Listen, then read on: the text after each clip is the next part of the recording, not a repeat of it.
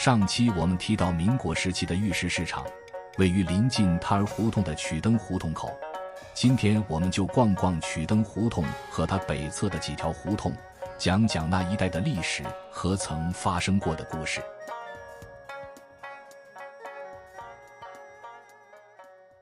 朋友们，大家好，欢迎回到我的频道。每周我会在这里分享一些古老街巷，欢迎订阅我的频道。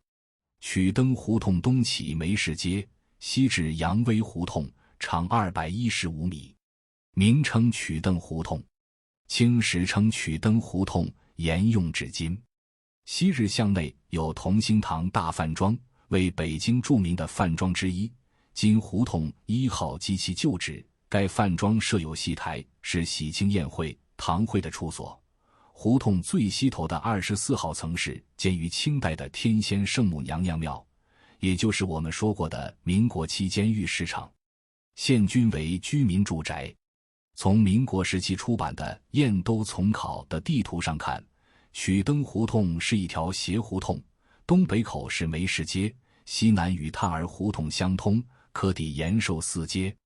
曲灯胡同的名字来源主要有2种说法。一种说法，曲灯胡同与灯饰有关。民俗学家叶祖福在《也谈曲灯胡同的由来》一文中称，我国历代都有正月15上元节点灯取乐的习俗。明初时，灯饰在今东城区灯市口；明代中叶迁往天桥灵佑宫，后又迁往琉璃厂、花市及廊坊头条一带。曲灯胡同离琉璃厂和廊坊头条均很近，似应看作为灯节供应灯的地方。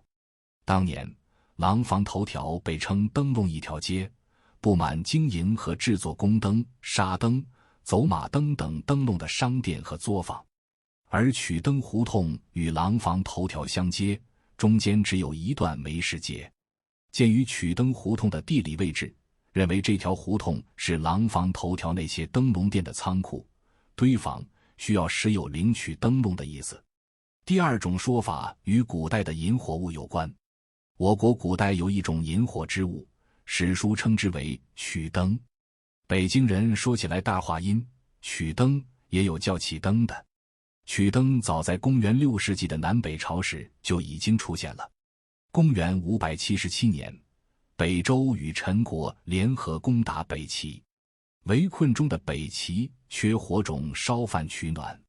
有个宫女琢磨用木片沾硫磺就火种引火，点燃油灯和炉灶，时人称曲灯或引火炉，或曰发烛。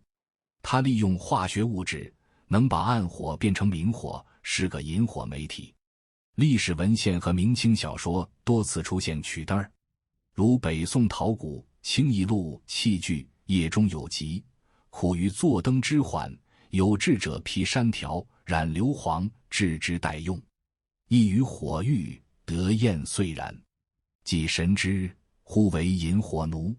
明冯梦龙古今小说有忘带个曲灯去了，就是土曲灯一般用松树或杉树的枝条制作，成本更低的还有用芝麻样的秸秆制作的，南方也有用竹片的，半尺来长，1指宽，头部抹有硫磺，很像现在的火柴。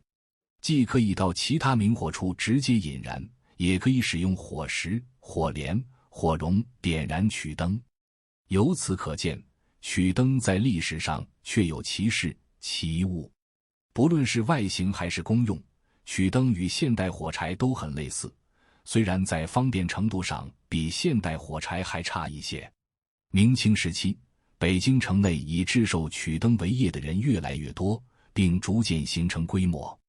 曲灯胡同就是那时曲灯作坊聚集的地方，也是曲灯的货场和批发点。这种曲灯在当时是一种很重要的商品。其实在北京，曲灯胡同还不止一条，在东城区美术馆一带还有大曲灯胡同和小曲灯胡同，但那里不是作坊，而是存放曲灯的仓库，因此而得名。1827年，英国人发明了现代火柴，它是人类取火方法的革命，给人们生产生活带来极大便利。道光年间，火柴传入大清，人们习惯称之为洋曲灯，简称洋火。随着外国火柴的流入，洋曲灯越来越多，土曲灯越来越少。直到民国时期，在北京城里还有土曲灯出售。制造土曲灯和火柴的硫磺大规模存放极易引发火灾，不适合在人口密集地区生产或存放。所以后来政府规定此类行业全部前往郊区，当时外迁永定门的较多。从此，不论是前门曲灯胡同还是大小曲灯胡同，全都有名无实，仅仅作为地名保留。城南旧事里描述过民国时期的北京城，时常可以看见换曲灯的妇女沿街叫卖，背后背着一个大竹筐，边走边喊换曲灯咧，有时也喊换洋曲灯咧。所谓换，是拿家中的旧报纸、废纸跟他交谈作价换取。上曲灯胡同的北侧有相交叉的北火扇胡同和南火扇胡同。至于为何叫火扇，有一种说法认为，以梅市街为核心，周边布设的胡同包括炭儿胡同、曲灯胡同等，都是跟取火相关。有炭有火，还要用扇子扇火，大概火扇即是这样的来历。历史上，火扇胡同这一片有个著名的建筑，是明代所建的七圣庙，清代时重修。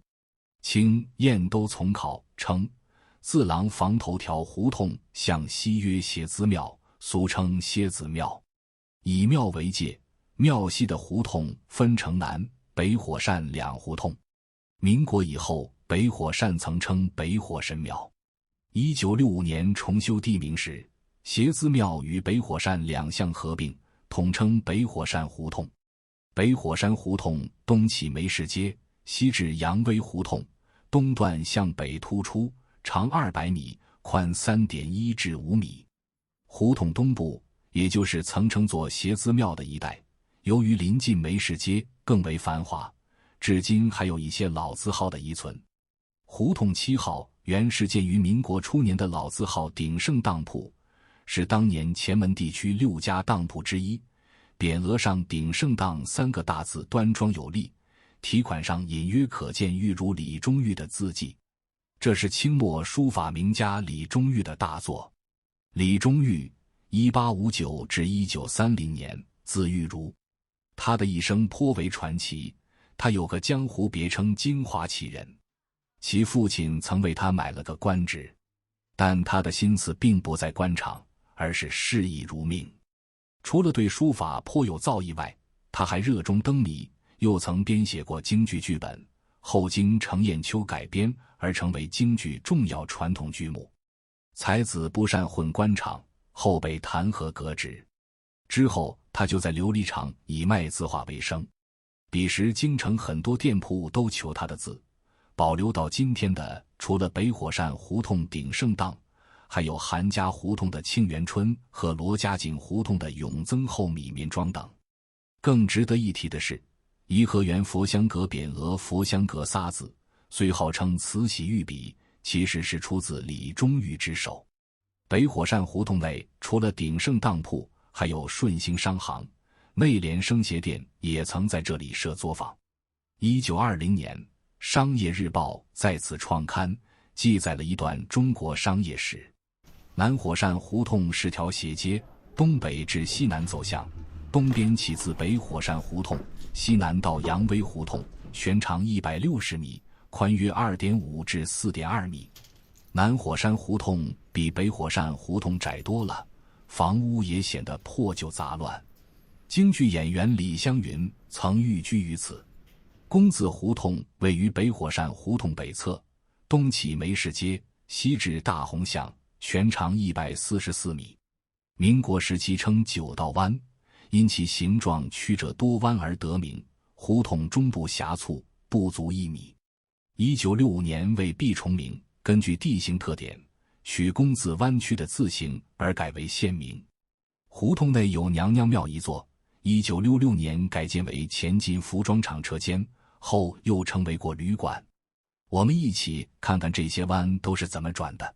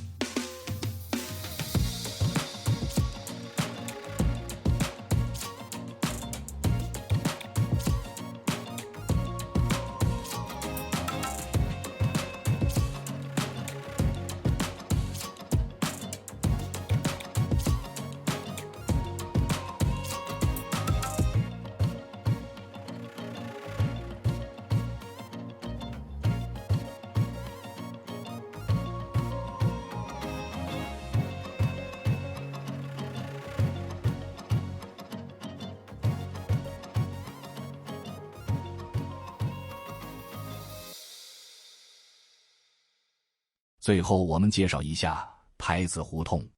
牌子胡同东起梅市街，西至大红巷，全长240米。清时称牌子胡同，巷名沿用至今。相传明代有武举在此胡同习武，练举双石，双石成牌放置，因而得名，街名沿用至今。清末时，胡同内还有官帽顶带铺，生意兴隆，后又有发廊作坊和宝华楼饭馆，有安徽丰阳会馆和湖北江夏会馆，分别位于现在胡同内的21号和22号。胡同有明代建地藏庵，又叫龙王堂，庵早已废除，成为民居。牌子胡同最著名的36号是一座保护院落，3进4合院。据说这里是清末一位贝勒的宅子，是南城仅有一处清代皇室的宅院，清末归了李莲英，算他的外宅之一，如今是某单位的宿舍。走进院子，首先看到垂花门，可见这里曾经有身份显赫的人居住。这座宅子比普通人家气派，从院墙到各间房屋都是标准的磨砖对缝。可是现在原先宽敞的垂花门只能容一人通过了，有一多半门被砌进小平房里，东侧的垂花还被锯掉了。4合院的格局还基本保留了下来，3院有一栋干净整齐的2层砖木小楼，整体保存完好。牌子胡同36号院民国期间住过一些知名人士，杏林春茶庄的老板林子训一家曾经在此院居住。1923年，经梅兰芳介绍，在罗隐贡的操办下，程砚秋与梨园之后果素英结为伉俪，新房就设在这个院里。